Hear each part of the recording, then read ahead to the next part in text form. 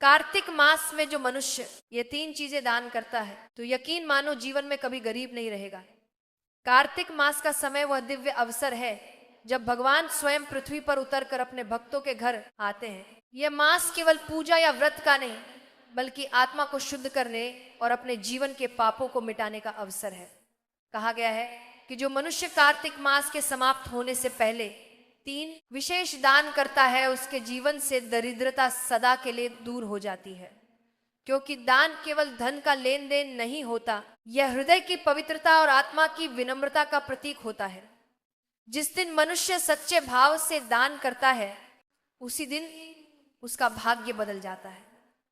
इसीलिए आज के इस प्रवचन को ध्यान से सुनिएगा, क्योंकि यह केवल दान की बात नहीं करेगी बल्कि यह बताएगी कि कौन से 3 दान ऐसे हैं जो भगवान विष्णु को अत्यंत प्रिय हैं और जिन्हें करने से जन्म जन्मांतर की दरिद्रता मिट जाती है। आज का प्रवचन आपको उस रहस्य तक ले जाएगी जो हमारे भाष्य मुनियों ने अपने अनुभव से पाया था कि धन तब तक सुख नहीं देता जब तक वह दूसरों के काम ना आए। तो आइए आज हम उस दिव्य रहस्य को समझते हैं कि कार्तिक मास के जाने से पहले वे कौन से 3 दान हैं जो जीवन में कभी भी कमी नहीं आने देते। कार्तिक मास का पहला और सबसे पवित्र दान है दीपदान। दीपदान का अर्थ केवल एक दीपक जलाना नहीं है बल्कि अपने भीतर के अंधकार को मिटाना है। जब हम दीपक जलाते हैं तो वह केवल तेल और बाती का नहीं होता, उसमें हमारी श्रद्धा, हमारी भक्ति और हमारी कृतज्ञता जलती है। कहा गया है कि जब व्यक्ति तिल के तेल का दीपक जलाकर भगवान विष्णु, तुलसी माता और गंगा मैया के नाम से दान करता है तो वह स्वयं अपने जीवन का अंधकार मिटा देता है। जब कार्तिक मास की संध्या बेला होती है और सूर्य पश्चिम दिशा में ढलने लगता है तब उस समय सबसे शुभ होता है।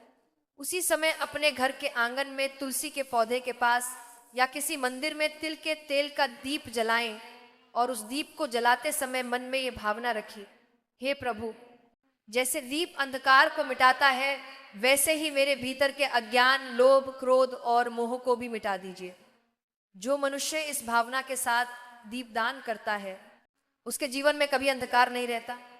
तुलसी माता के समीप तिल का दीपक जलाने का अर्थ यह है कि आप धर्म और समर्पण का दीप जलाते हैं।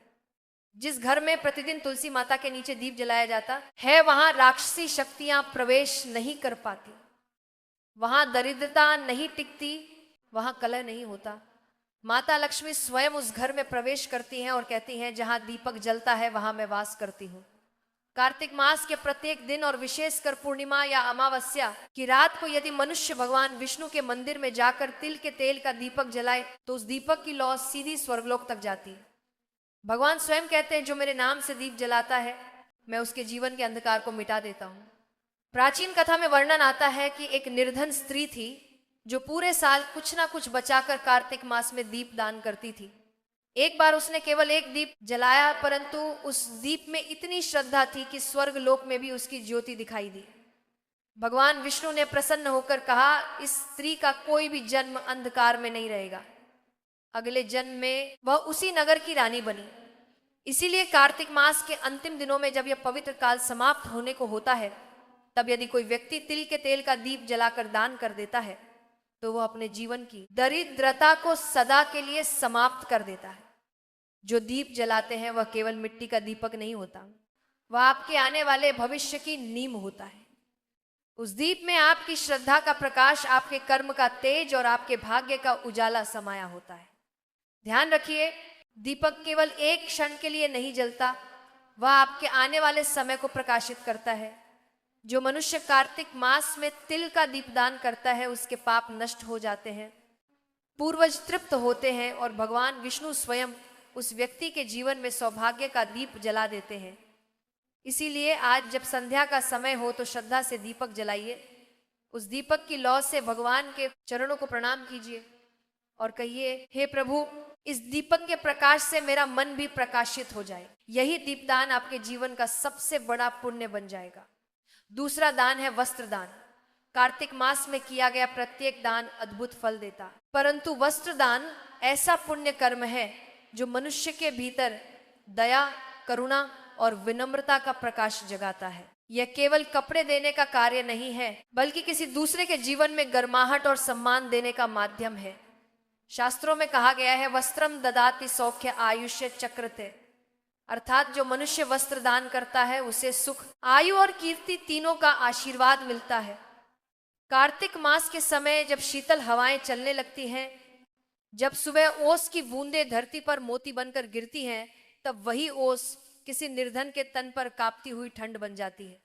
ऐसे समय में यदि कोई व्यक्ति किसी जरूरतमंद को वस्त्र उड़ा दे तो वह केवल कपड़ा नहीं देता, वह भगवान को स्वयं उड़ा देता है। यह वही समय है जब मनुष्य का छोटा सा दान भगवान की नजरों में बड़ा बन जाता है, क्योंकि भगवान विष्णु स्वयं कहते हैं, जो मेरे किसी रूप को ढकता है मैं उसे अपने बैकुंठ में स्थान देता हूं। और हम जानते हैं हर जीव में भगवान का ही वास है। कल्पना कीजिए, एक गरीब वृद्ध सड़क किनारे ठंड से कांप रहा है।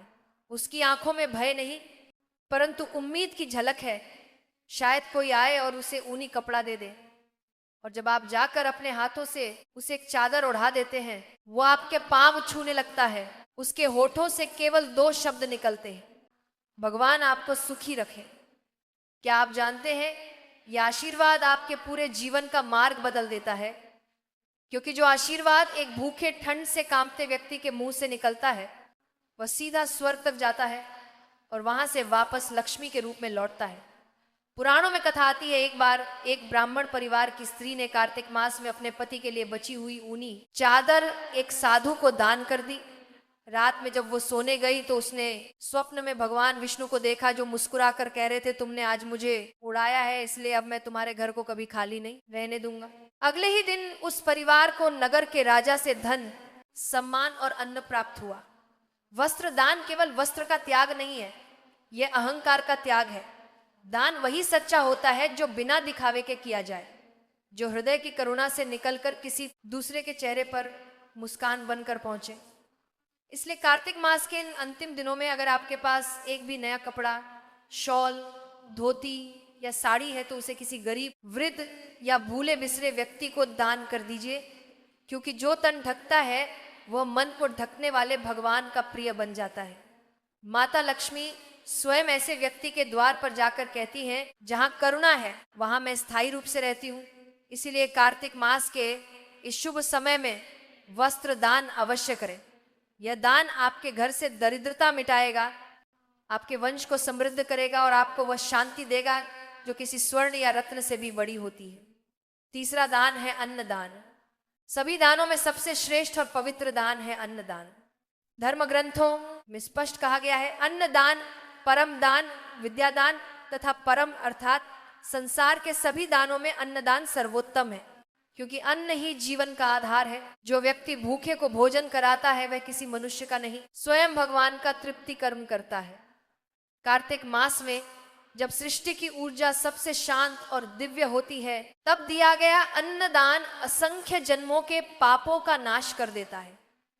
इसलिए कहा गया है, कार्तिकेय अन्नदाता कोटि यज्ञ फलम भेद। जो मनुष्य कार्तिक मास में अन्नदान करता है उसे हजारों यज्ञों के समान पुण्य प्राप्त होता है। अन्नदान केवल किसी को भोजन कराने का कार्य नहीं है, यह एक भाव है, एक त्याग है और एक करुणा का रूप है। जब किसी भूखे के पेट में अन्न पहुंचता है तो उसके चेहरे पर जो संतोष झलकता है वही भगवान का आशीर्वाद होता है, और जो यह आशीर्वाद प्राप्त कर लेता है उसके घर से कभी अन्न की कमी नहीं होती। पुराणों में एक कथा आती है, एक बार एक साधारण किसान था जिसका नाम मधुकर था। उसका घर बहुत गरीब था परंतु हृदय बहुत उदार। कार्तिक मास की पूर्णिमा के दिन उसके पास केवल एक मुट्ठी चावल बचे थे। उसी समय उसके द्वार पर एक भूखा साधु आया और भोजन मांगा। मधुकर की पत्नी ने कहा, यह तो हमारे बच्चों का आखिरी अन्न है। लेकिन मधुकर बोला, अगर आज किसी भूखे को अन्न नहीं दिया तो यह अन्न भी व्यर्थ है। उसने वह चावल साधु को दे दिए।